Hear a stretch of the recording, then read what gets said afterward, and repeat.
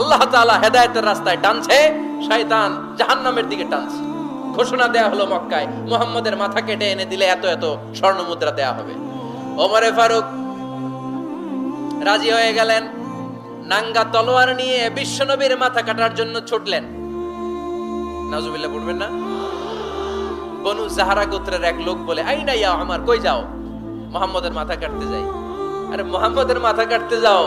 তোমার বোন ফাতিমা বিনতে খাত্তাব আর তোমার বোন জামাই সাঈদ কদ সাবা, এরা তো ধর্ম ত্যাগ করে ফেলছে।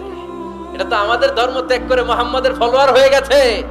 আগে ওমর ঘর সামলাও, পরে মুহাম্মদের মাথা কাটতে যেও। ওমর ফারুক অবাক হয়ে গেলেন। তলোয়ার নিয়ে বিশ্বনবীর দিকে না যে নিজের বাড়ির দিকে চলে গেলেন। বিশ্বনবীর আপন বোন ফাতিমা বিনতে খাত্তাব, বোন জামাই সাঈদ আর খাব্বাব রাদিয়াল্লাহু তাআলা আনহু তিনজন মিলে সূরা তাহা তেলাওয়াত করছিলেন। পড়েন সুবহানাল্লাহ। মক্কায় লুকিয়ে লুকিয়ে দাওয়াত হতো। খাব্বাব রাদিয়াল্লাহু তাআলা আনহু একটা চামড়ার ফলকের মধ্যে সূরা তাহার কয়েকটা আয়াত এনে ওমর ফারুকের বোন আর বোন জামাইকে শিক্ষা দিচ্ছে, ট্রেনিং দিচ্ছে। সুবহানাল্লাহ পড়েন। লুকিয়ে লুকিয়ে ওমর ফারুক যখন ঘরে চলে আসলেন, এরা তটস্থ হয়ে গেল। সাইয়েদনা খাব্বাব বিছানার তলায় লুকিয়ে গেলেন। ওমর ফারুক বললেন, দরজা খোলো।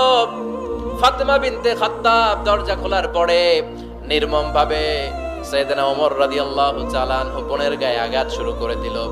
বোন জামাইকে আহত করতে শুরু করলো আর বলতে শুরু করলো, তোরা পাগল হলি কেন? কি আছে ওই মুহাম্মাদের মধ্যে? কি জাদু নিয়ে সে এসেছে?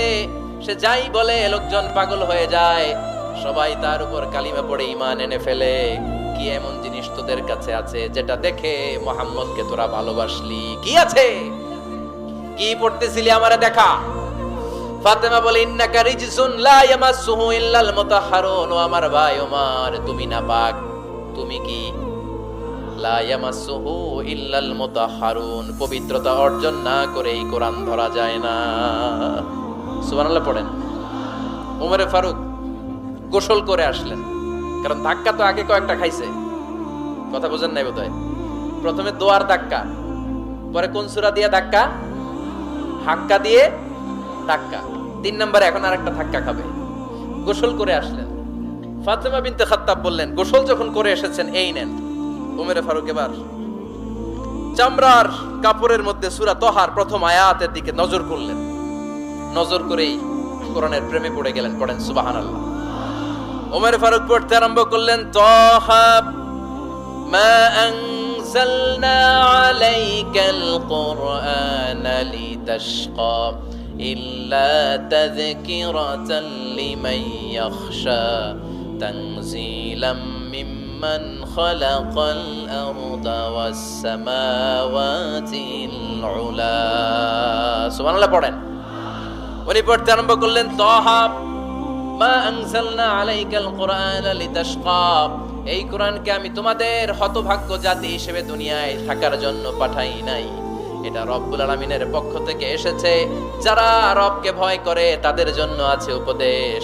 যিনি আকাশ বানিয়েছেন, জমিন বানিয়েছেন, ওই আল্লাহ তাআলা নিজেই এই কোরআন পাঠিয়েছেন। আওয়াজ করে পড়তে হবে, আল্লাহু আকবার।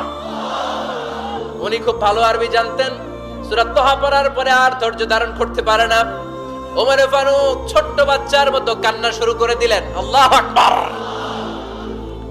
সূরা তাহাটা হাতে নিয়ে, তলোয়ারটা হাতে নিয়ে বিশ্বনবীর দিকে ছুটতে আরম্ভ করলেন। আইনা মুহাম্মদ, কোথায় মুহাম্মদ? তোমরা আমাকে মুহাম্মদের কাছে নিয়ে চলো। বিশ্বনবী তখন সাফা পাহাড়ের পাদদেশে দারুল আরকাম ইবনে আলকামের ঘরে লুকিয়ে লুকিয়ে কোরআনের দাওয়াত দিতেন।